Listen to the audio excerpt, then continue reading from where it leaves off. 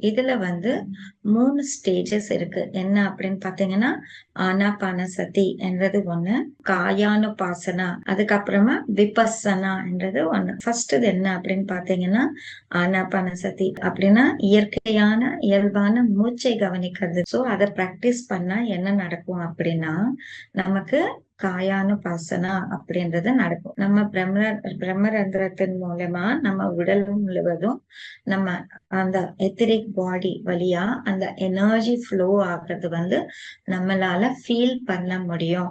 So இது வந்து நம்ம எக்ஸ்பீரியன்ஸ் பண்ண முடியும். அடுத்த ஸ்டேஜ் என்ன அப்படின்னு பாத்தீங்கன்னா, விபஸ்ஸனா. நம்ம தேர்ட் ஐ ஆக்டிவேட் பண்றது.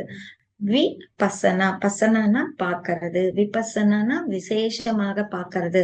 கண்ணை மூடிக்கிட்ட பிறகு கூட நம்மால பார்க்க முடியுமோ அதுதான் விபஸ்ஸனான்னு சொல்லுவாங்க. சோ ஆனாபானசதி நாம செஞ்சா நமக்குள்ள எனர்ஜி ஃப்ளோ ஆகும், நமக்கு தேர்ட் ஐன்றது ஆக்டிவேட் ஆகும்.